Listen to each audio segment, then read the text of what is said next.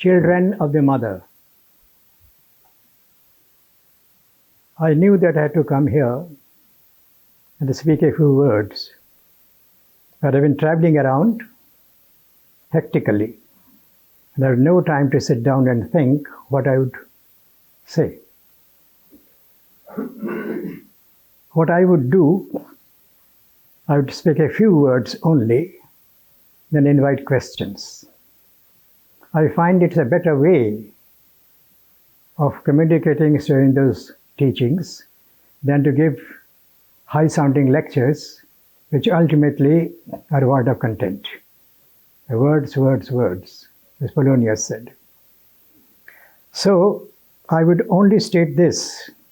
At the present stage of my understanding, or sharing with this Vulcan Shuang, his worldview is this, that everything has to be seen from the point of view of the divine. Whatever that may be. What does divine have to say about this business, or this situation, this circumstance? That is a standpoint we have to take, not the human standpoint. Because I find more and more, as you proceed in the yoga, that you really don't do the sadhana. The mother's force, that is, does the sadhana in any aspirant. It's quite a time has to be passed before one can come to this realization, in however small measure it may be. Later I found confirmation of my little understanding that I'm describing briefly.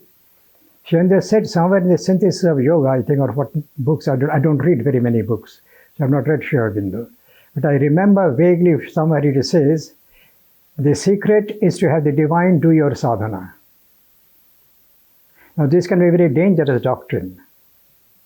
Not do anything oneself, remain tamasic as far as possible, and take refuge under the umbrella of surrender, saying, oh, the divine will do it for me. Why should the divine do it for me unless you are capable of receiving the grace? And we don't pay any attention to that side of the aspect of the question at all.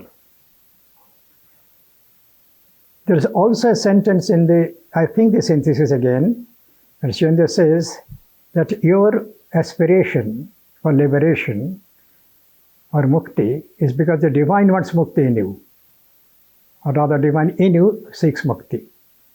So even by seeking liberation is really the divine's own act in us. If I didn't want it, sooner or later divine will make me want mukti. Because this is the purpose of my life. The mukti itself has a very complex conception in Sri Aurobindo. And that will take a number of lectures, even to give the introduction. But in the questions maybe, the topic may come up and I'll try to say something about it later. Another particular sentence, which I may not be able to quote verbatim, is divine has a purpose in the world. And of that purpose fulfillment, we are the channels and instruments. And we can't be his channels and instruments if we are not liberated from the clutch of Maya, ignorance, illusion, whatever. So all that I want as an aspirant has to be seen from the divine's point of view. Why do I want it? For my sake. So that I can become liberated and saved, or whatever, attain salvation, in whatever language you use it to express. Or I do it because the divine wants me to do it, which? In Shendra's yoga, the verdict is very clear. You want spiritual life because the divine wants you to have spiritual life so that you can, as an instrument and a channel, the fulfillment of his purpose in the world. Now this business of having a purpose in the world of the divine himself, this is a very new idea. And the particular purpose is shockingly original, if I may use the word shockingly. Because this is something that has never entered the human consciousness at all, even of the very highest yogis. So we have to be very careful about what it is we are seeking. Are you seeking the divine for our own sake? Or are you seeking the divine because he wants us to seek the divine manifestation fully, overtly, clearly in the world, which? But we are still thinking in terms of humanity, our own seeking and aspirations, our liberation from the clutch of ignorance, evil, pain, suffering, etc. But this is only one step in the yoga. This is not the final aim of the yoga at all. Divine purpose in the world, this is a novel idea, the whole history of spirituality. In the Bhagavad Gita, we have got an anticipation of this idea, but in a very limited way. Krishna says, incarnate divine, that whenever dharma gets stained and adharma gets the upsurge and pushes dharma to the corner, dharma is the fabric of social morality, turned into the divine, I come down myself to restore the balance. Dharma sangsthapanarthaya sambhavame yuge yuge. Varitranaya sadhunam vinashaya cha dushkritam. So the purpose of the divine coming down as an incarnation, as avatara, is restoration of dharma. But we have to ask the question, now why should there be stain on dharma? Why should dharma fail and adharma have the upper hand? So there is some lack in the dharma that has been manifested in the world. Otherwise you couldn't have a stain on dharma if it's perfect and pure. Some of you who have read the Isha Upanishad and seen this commentary on it particularly will remember perhaps that towards the end there is a phrase where Rishi is seeking a new insight. Satta dharmaya drishtaye. He uses that satta dharma, not dharma only. The true, real dharma. And for insight, drishti into the highest truth. That is the Rishi's prayer. Why should it be satta dharma, the true, real dharma? So the dharma we have now is not the true or the real dharma. I would qualify this sentence by saying the dharma revealed by the divine is the true and real dharma, but because of our own human limitations, we have not got the right way. So we make it impure by our own egoistic ambition, etc., etc. So dharma is there certainly. But still there has to be another purer and truer dharma revealed to us, for which need a new kind of receptivity, which you don't have yet. And that word satta, I think, is extremely significant, because in Shivanendra's terminology, satta is a supernatural truth. Nothing less is the truth. In the essence of the Gita, he says, certainly there is a truth with a capital T, but there are several manifestations of it. And human receptivity also is very varied. Then there is a linguistic difficulty. The revelation I have, I put out for other people's hearing according to my linguistic ability or limitations. So even if dharma is the will of God manifested in the world, we do not really live the real dharma. We don't do that because we don't know it. This is why the Rishi is praying for drishtaye, for sight. So there is something that humanity is not yet attained. In spite of the divine revealing, age after age, what there should be in that age to be pursued. And this age needs a new kind of revelation. Because the conditions are different, human consciousness having developed to such an extent that we don't seek our liberations or salvation, whatever you want to use, only individually. The collectivity, the community, the society has entered into our consciousness, even as an individual. Shivanendra's said somewhere, there are two great contributions of the Vedic wisdom, apart from other things. One is collective spirituality. It is often one finds in the Vedas and the Upanishads that the Rishi starts with I, then ends up with we. The individual connects itself to the collectivity. Why? As they say, the synthesis of yoga, it's not only the individual that's the divine, the collective also is divine. And he uses the word Narayana there. Narayana is the common reality of all, universally divine, expansive, extensive. So we have to take into account in our yoga collectivity also. is the first thing. Secondly, the aspiration has always have been for the beyond, not for this earth. Nobody has ever done yoga for the earth consciousness before Sri Aurobindo. We know about the kingdom of God on earth and heaven and so on and so forth, but if you go into the concept, it is purely moral, not truly spiritual. And by morality, you can't establish it here. It's impossible. Morality is a thing of the mind. Very limited, very partial, very incomplete. Absolutely essential for spirituality, but only as a step. There has to be in the Western world a very clear distinction between morality and spirituality. And this is because, as I've been telling in my lectures around the country, these words that we use in the Western world have other associations. When in the Western world, whether in Christianity or philosophy or whatever, the word spirit is actually used, it is never thought of or mentioned or known even, I will go to the length of saying, that the spirit in man is the same essence as the spirit of God. It isn't at all, according to the Western world. I was telling only yesterday or day before yesterday that if you go back to St. Paul, in the New Testament, who is the first person to give some kind of connected idea of the nature of man, he uses several words. Of course, the body is there. Soul, which is supposed to be vitality, prana as we call it in Sanskrit, or seat of prana. Sometimes it's intelligence. And then he says spirit in man, the pneuma. The spirit of man understands the spirit, thinks of the spirit. He says this very categorical, effective, very important sentence. The spirit in man that understands the things of the spirit immediately says the spirit in man is not the same as the spirit in God. So a great divergence between man and God in the whole of Western tradition. So when you use the word spirit, trying to communicate some Indian concept of experience, you do not mean at all the same thing. And this is why the Western world, the highest state of spirituality is morality. The kingdom of heaven and earth is a moral concept and it never can be established. It is not God's own work. We don't have the spirit in us, therefore we can't establish spirituality. Very simple. You might ask what happens to then Christians.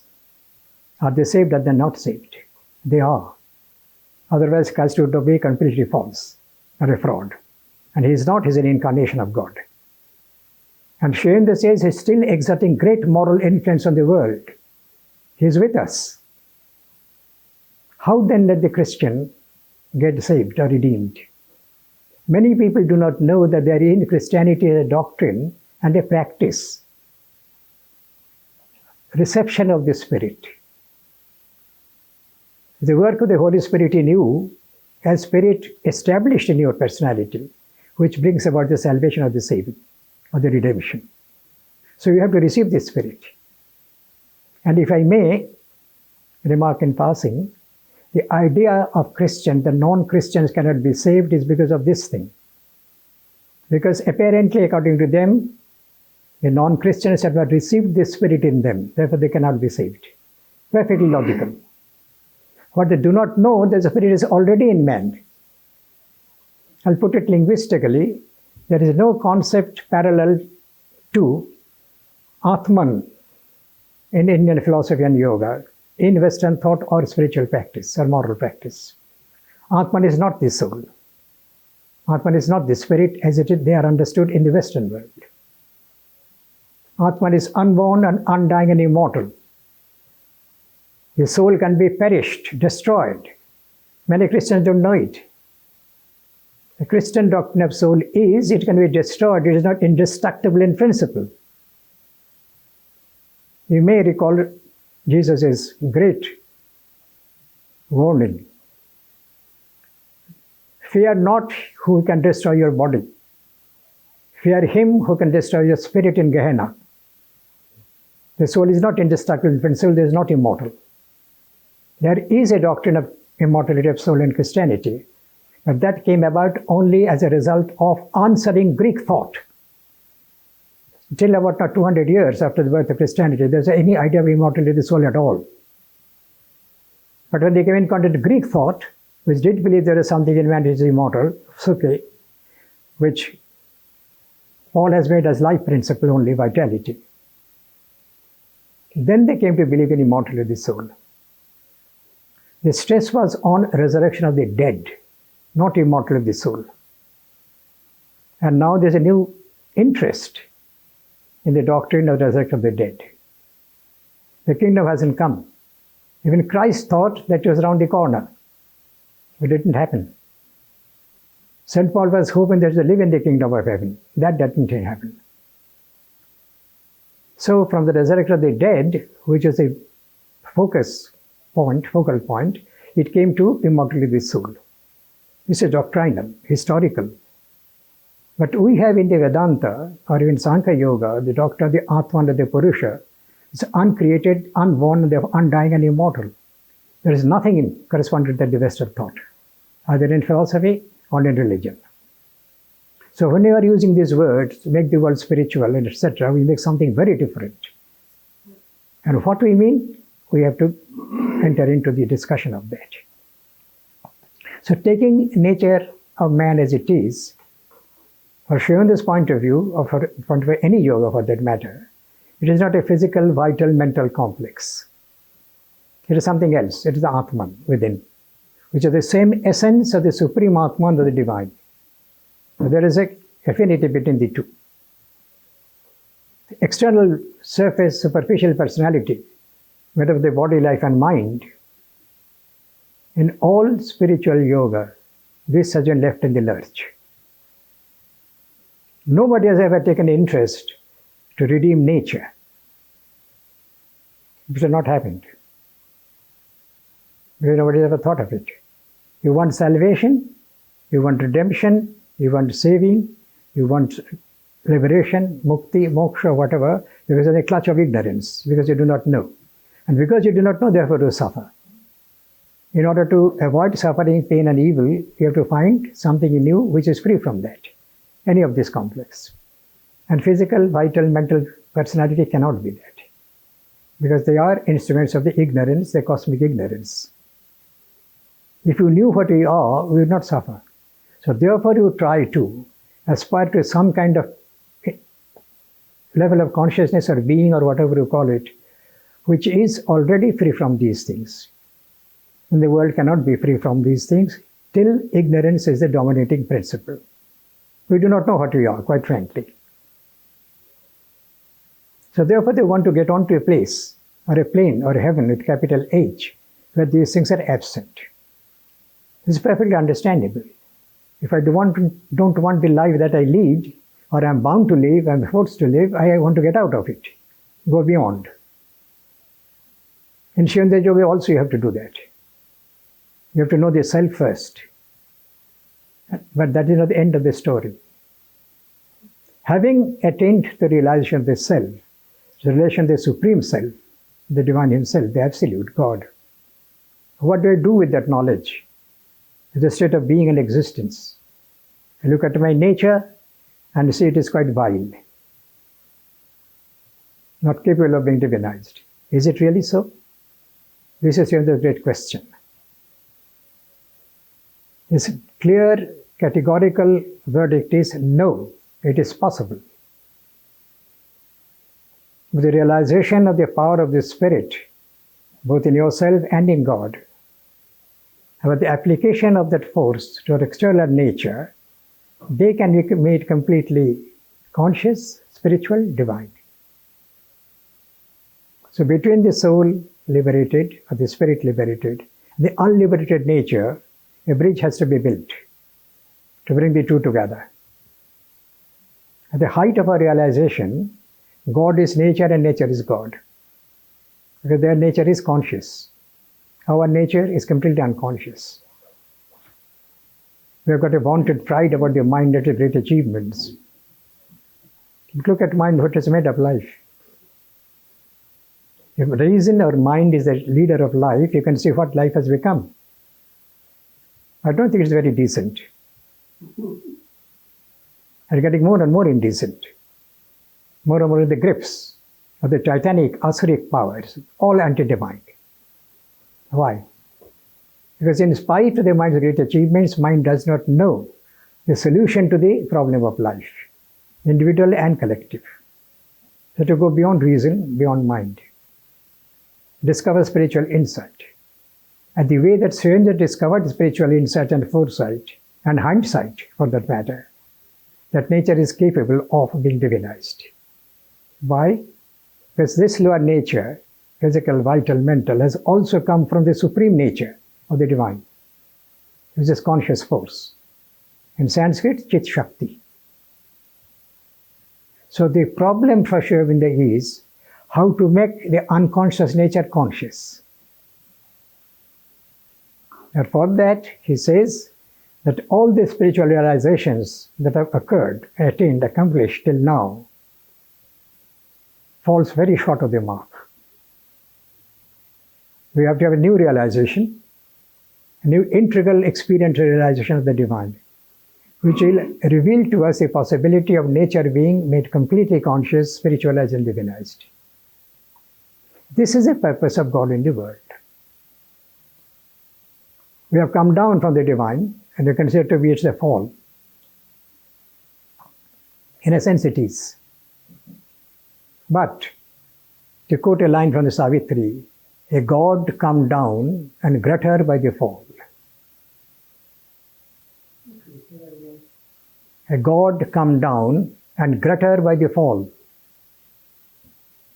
So our fall is actually a means of being greater than what we were in the godly region. We have come down deliberately, free choice. Nobody pushed us into here. Why have we come with a free choice? Because we want to make the earth heavenly. Marriage of earth and heaven is the purpose of the divine. But this cannot be done unless and until we have got a new experience, a new realization of the divine, integral. Therefore, one would ask a question, are realizations till now that have occurred not true or genuine? No, they are. They are great experiences. Even to have an iota of any of these great experiences would put me I don't know where. But they're all impartial, all incomplete and partial. One could illustrate this by referring to Indian philosophies and yogas and also Western, Christianity, Islam, Judaism. I don't have time to do that. But this is certainly true that nobody has ever paid any attention to nature and tried to make it conscious and spiritual and divine. This is the novelty, the originality, the shockingly original idea in Sri Aurobindo. How can nature be divine? Look at the nature now. Subject to ignorance, subject to emotional despair, physical pain, and ultimately death. Nobody is able to translate this yet. Sri Aurobindo throws the challenge, try, find out, explore, and we will find there is a possibility in the physical body being immortal. The physical body being immortal is another way of speaking God's fulfillment of His manifestation in the world. You very often come across the phrase, God fulfilling Himself. Does God lack something? How can He fulfill Himself? There we have to bring in the idea that God has limited Himself. Deliberately has limited Himself, become less than God. In man, animal, plants, wherever. Now the problem is how to make the limited God the unlimited God on the earth. The finite God, the infinite God. The relative God, the absolute God. But not where He is. He is these things already there, accomplished. He doesn't lack anything. He doesn't need anything. But this creative delight, joy, bliss, playfulness, which is at the root of the creation of the world, that play has to be played out here, which has not been done yet. There is in Indian philosophy and yoga the concept of lila, play. It's a free act of God, therefore it's a play. I know those who are philosophically oriented, for them, the question immediately arises, what about evil? Sri Aurobindo has discussed this question at great length, why the problem of evil and what is the solution. And here I will remind once that everything has to be seen from the divine's point of view. And Sri Aurobindo, in trying to solve the problem of evil philosophically, first thing he says is this: the ethical standpoint must completely be moved out of our consciousness. The earth was not made for me or for humanity. So the fact of evil and why God is a God of love and there should be evil, this question itself is illegitimate for Sri Aurobindo. We cannot take the ethical standpoint in solving a cosmic problem. Ethics is a matter of evolution. Animal world does nothing about right and wrong. Gods don't either. It is we who suffer from this problem of evil, pain and suffering. So you can't make that the central problem of the cosmos. But this is a philosophical issue, and it took a great deal of discussion to make it clear even to some extent intelligible. But the conclusion, suppose, is certainly this: there's a lower nature and a higher nature. Lower nature is unconscious, higher nature is conscious. But consciousness is there, involved in unconsciousness or in consciousness, definitely. Otherwise, it would not be conscious at all. Those who are again philosophically oriented, let me say, that ignorance for sure is limited knowledge. There are completely opposite principles. Knowledge becomes ignorance by limitation. Strength becomes weakness by limitation. So there's evolutionary necessity. Consciousness is evolving in the world, it has come up to the mental level, which is still ignorance. But there is in the mental consciousness the roots of knowledge, the seeds of knowledge, which is the supermind. With supermind, Sri Aurobindo defines very briefly God's own knowledge of himself and his own native power of acting. This is the power and the knowledge that God utilizes to self-manifest itself as the world. Having manifested the world, what is it doing here? As it becomes limited, it is trying to shed his limitations. As it becomes finite, it is trying to assume infinitude. As it becomes relative, he wants to recoup his nature of absoluteness, but not where he is, but here on the earth. This is a new idea. How do you do it? Very simply, by attaining the supramental consciousness first. To see the divine and the world in the light of the supermind. By that knowledge. Having attained the knowledge, to accomplish the will of the supermind which is inherent in it. Then apply that to our ordinary nature. Mental, vital, physical. And awaken the involved consciousness, sleeping, dormant in this physical, vital, mental, to become completely, overtly clear and openly manifest. That is another way of saying the divine being fulfilling himself. The divine's purpose is to become fully conscious, where he is unconscious, or semi-conscious, or mentally conscious. To make everything nothing but consciousness, openly, visibly, palpably. This demands a new power and new knowledge, which for is the supermind. So he would certainly say very boldly that spiritual realizations are genuine and true. They give you a touch of the God. They can even unite with God, but only in one aspect. If it is not true, then why there are so many diverse different among religions? What is common between Buddhism and Christianity? Both are great religions. Both are great spiritual disciplines. Both deliver the goods that they promise. There is a God the Father. The Buddha knows nothing about it. There is a state of nirvana. There is nothing of the world is at all in any way potentially present. Christ knows nothing about it. Why? Even their realizations are incomplete and partial. They're avatars, all right. Incarnations of God, but they don't have to have the supermind to be avatar. Without denying their incarnations of God, we still can say that experience as human beings, because they're historical persons, were incomplete and partial. The first task, therefore, in this yoga is to have the integral knowledge, which you can have only in the supermind. Having got the integral knowledge, make nature and spirit integral on the earth. Same. External nature represents the divine nature, superficial personality only an image of this true psychic being in us, and therefore not egoistic anymore. If you see the cosmic self, you see it everywhere, in everything. It is one and present in everything. Vasudevaha. This experience he had in the jail. But all these experiences are mental. On different levels of mind, you get these experiences. So that you can be united with God, but your natural consciousness, external consciousness can be at a certain level and not any higher. Even in Ramakrishna, Buddha, Vivekananda, Siddhans actually given the list and then said they are in this particular level of consciousness, he's in this particular consciousness. The levels of consciousness from mind to the supermind, about 4 or 5, which is counted. You can be in one level of consciousness and realize the divine in one way. I can be in a lower level of consciousness and realize the same divine in another way. Both are true and genuine. But this is not enough. Because it lives, as I said, nature as it was always been, without any redemption. So how to save nature? How to redeem nature? How to make nature a complete image of the divine? There are 2 sentences in the Life Divine, in the Savitri. God having become nature, nature seeks to be God.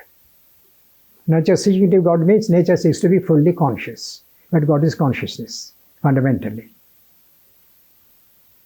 So what we have in us, the unconscious, the subconscious, the semi-conscious, the mentally conscious, all of these have to be made fully conscious. If this can be done down to the physical level, if the body can itself be made fully conscious, it has a consciousness of its own. But if it has to be made fully conscious, we'll have to apply the supermind down to the physical level. To the cells of the body, nerves of the body, tissues of the body, everything. Life has been transformed, mind has been transformed. I'm saying the steps of the yoga, not that they actually have been done yet. Eventually, the last citadel of ignorance is the body. And of that also, the real foundation is the cells. The cells are also formations of conscious energy. Cells do not know it. How to make the cells aware of what they are in their essence. How to make the cells knowledgeable about their real source and power of sustenance, conscious energy. So this can be done. Experimentally, this has been done, both in his case and the mother's case temporarily. Cells have become fully conscious, though not permanently, because the yoga is not finished yet. But if, granting for the sake of argument, that the conscious energy could be awakened in the unconscious consciousness of the cells, it's a paradoxical phrase I'm using, unconscious consciousness. Because consciousness it is fundamentally, but in outward nature unconscious. That unconscious consciousness can be made fully conscious, linked to the conscious energy, which it is source and source. And being established, that pure, full power consciousness in the cells will bring about a situation in which the cells will not disintegrate. Because consciousness cannot disintegrate. It can be involved, sleeping, dormant, or open, and visibly, palpably present. This can be done. The question is that when this kind of conscious energy is established or fully manifest in the cells, and they don't disintegrate, what is the result? The result is a consequence of physical death. Because consciousness cannot be disintegrated, consciousness once established will be there. So what Srivendra calls the iron law, the canto vision and the wound in Savitri of death, this will have been passed, transcended. This is the purpose of God in the world. This is the fulfillment of God in the world. This is a complete manifestation of God in the world. So as I've been saying, that Srivendra has made spirituality completely different, absolutely divergent from what it has been always in the history of spirituality. And if we are serious about doing the yoga of Sri Aurobindo, we have to look at the whole problem from a divine's point of view. What does the divine want? He wants my salvation, my mukti, my liberation. He does it only because I can become a channel and instrument of this purpose being fulfilled. Namely, a God come down and flutter by the fall. He is a God, but not on the godly level, on the earth. Fully omniscient, fully omnipresent, fully omnipotent. There's nothing that is lacking in his consciousness. There's nothing that is lacking this power. There's nothing that is lacking this power of enjoyment of God in the world. St. Augustine somewhere says in his Confessions, love God and do what you will. Here Shivendu will say the other thing, love God with a full commitment and be immortal. Physical immortality is a phrase I've used, but I would like to save people from the misunderstanding that if one has got a supramentally transformed body, which has transcended the body of death, it does not mean that the Superman will be obliged to live in the same body. If he is obliged to live in the same body forever, that's bondage. That's not freedom. He'll be free to be in the body or not in the body. But the nature of the body itself will have become spiritual, conscious, divinized. So from now on, those who want to get into Shivanda's yoga, they should start to think from the divine's point of view, not what they want, but what divine seeks in the world. Thank you.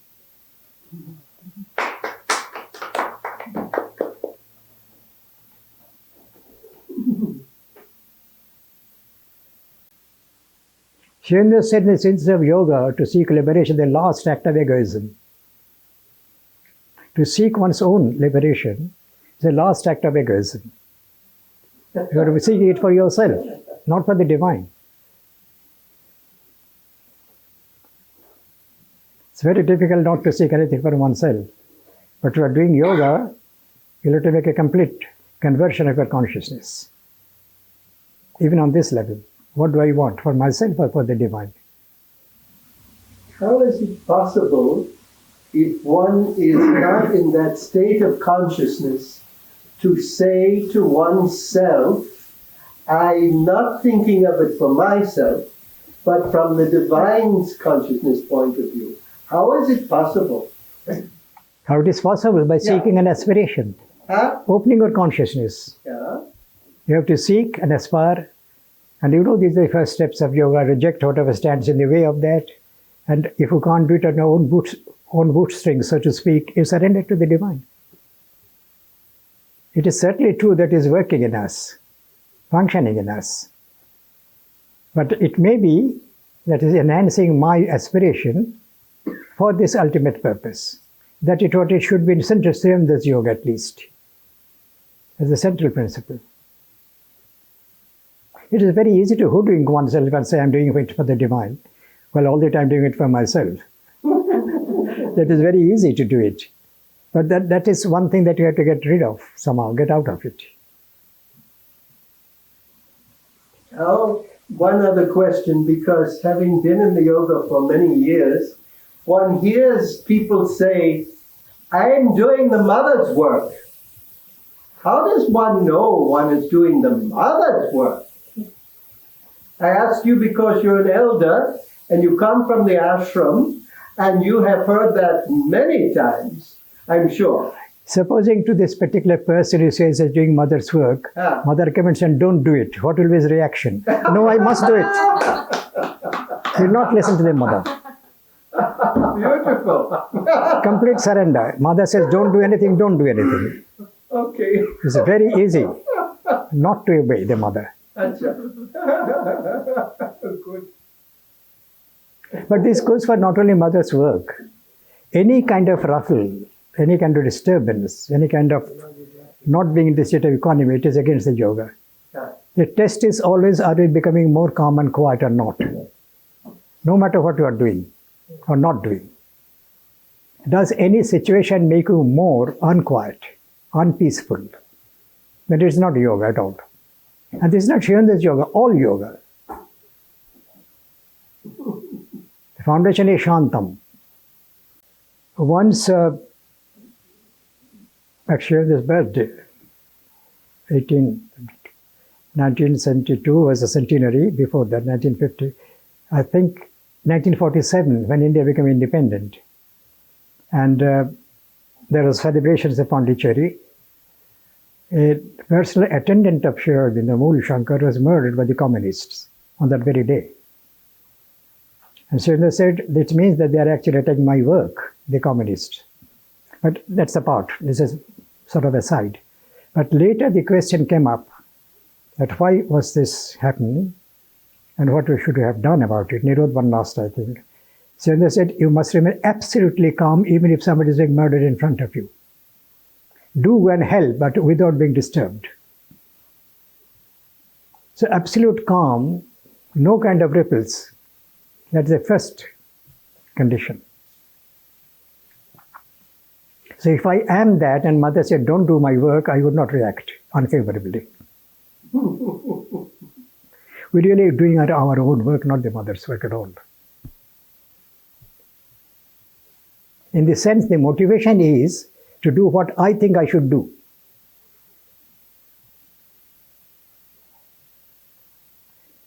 I certainly am reminded of one letter of Sri Aurobindo, which may be a little difficult to grasp unless it is explained at great length.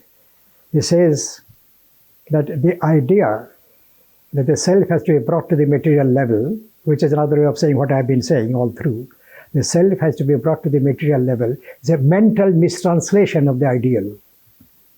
We're not supposed to think in these terms. Self has not asked me to make the material manifestation of the self in the world. So I have to find the self first. Then wait on the grace of the self to say, do this and don't do that. Please mark the phrases, mental mistranslation of the ideal. It's always saying bring the self down to earth. Then it says those who want to do it without knowing the self, then make a mental mistranslation. They should not do it.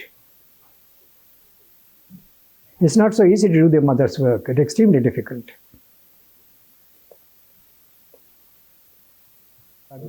What positive sides do you see of the supramental manifestation? Everything is breaking. The first thing that the supermind is doing is breaking everything. She only said it in so many words. Supermind's first work will be to break the mental framework. If the mind still demands to the leader of society and world and individual and whatever, it will never happen. Mind has got to go. To go means not destroyed, but change its consciousness. And that is what the supermind is doing. Look at the world, what is happening. Everything is breaking down. Ideas of education, ideas of morality, ideas of religion, ideas of mutual encounter, exchange, everything is breaking down. While you are developing internationalism, Fiona said somewhere that there's an international mind going up. Now, to mind to be international, mind will have to give up its own limitations. And that's breaking the mental framework. So the supramental creation is going on behind the screen. The supramental and the world is manifest in breaking down everything. And bringing together again things which need to be brought together. But that is not palpably visible. We do not have the vision to see where things which are flying apart, they're coming together again. But those who have their consciousness open, they know that the evolution is going on. I personally know people who are in the higher mind. They have lot kinds of knowledge, spiritual and secular, without trying to know anything. The knowledge comes. Partial, incomplete, they're in touch with the spirit and the self, and because in the higher mind it's limited. But those who are slightly higher, they don't have that limitations. So the evolution of consciousness is going on, definitely, in individuals. That is happening. Totally, cosmically, what supermind is doing, within our own experience, is breaking down everything. Because before new creation, the old... You have a question? Professor, you can say that in India, there's a force of the BJP, fundamentalist Hinduism. They're not fundamentalists. It's a wrong idea. Ah. Anyway, but they do believe in Hinduism. And I don't think they want to found a Hindu state at all. So that they don't want to. You would say that's different from what the Taliban is doing in Afghanistan. But I'm trying to make a parallel between the conservatives in Israel, who are a religious orthodoxy, And in America, it seems the Republican Party is also a kind of conservative Christian orthodoxy. Is this something that we'll see rise to Julian, fall? BJP has Muslim members. Well, they want it culturally Hindutva, they don't want religiously. They're very clear about it. The word is unfortunate, unfortunately. But they don't want to make a Hindu law applicable to everybody. They're not thinking of that. Taliban is doing that. In Iran, they're trying to do that. They're not saying that they will become a Hindu or go by Hindu laws. They're not saying that. They are saying that there should be one civil code, but that's not because of religious reasons at all.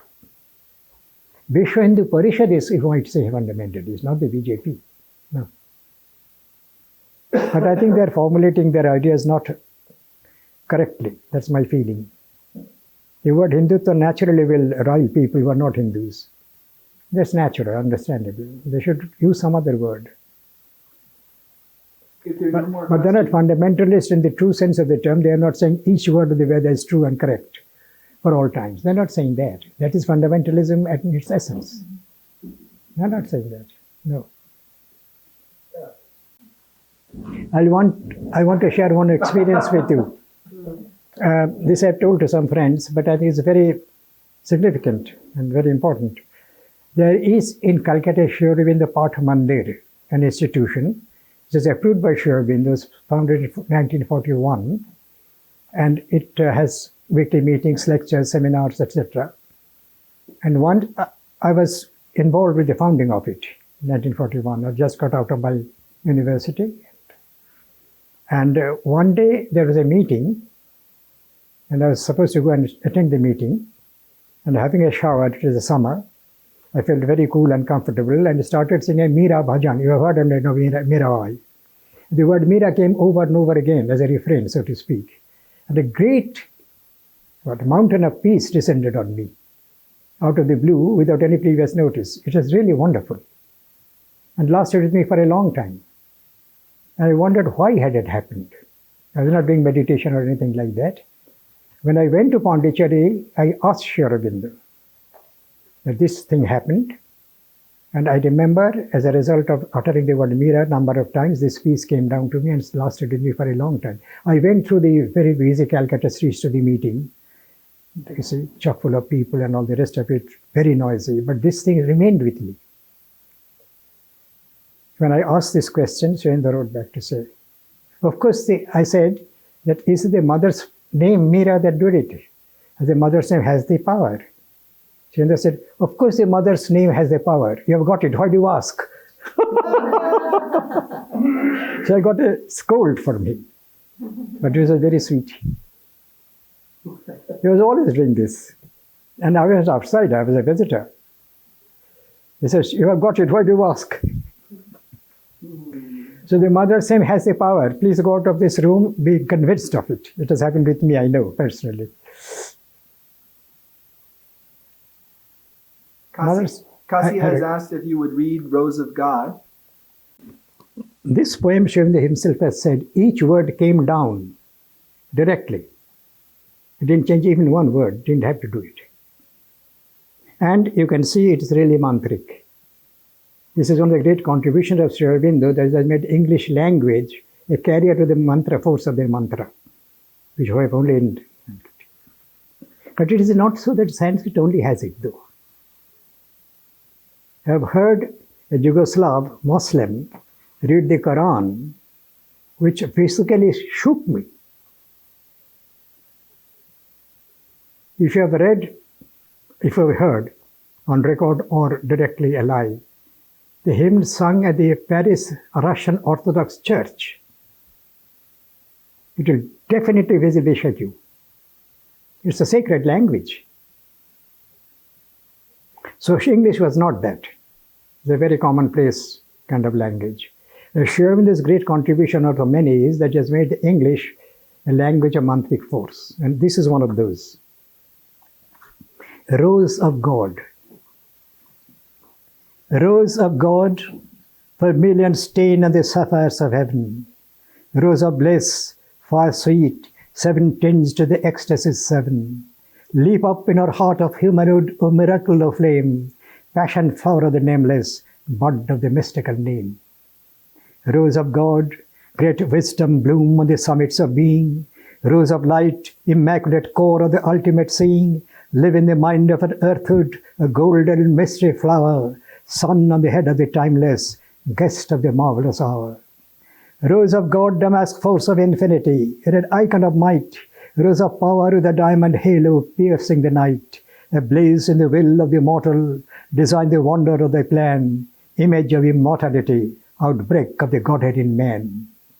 Rose of God, smitten purple with incarnate divine desire, rose of life, crowded with petals, colored flower, transform the body of the mortal like a sweet and magical rhyme, bridge our earthhood and humanhood, make deathless the children of time. Make our earthhood and heavenhood, make deathless the children of time. This is the bridging I was talking about.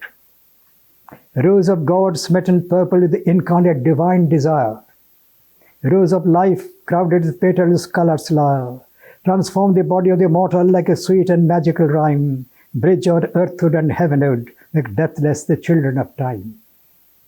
Rose of God, like a blush of rapture and eternity face, rose of love, ruby depth of all being, fire passion of grace, arise from the heart of the yearning that sobs in nature's abyss, make earth the home of the wonderful, and life beatitude's kiss.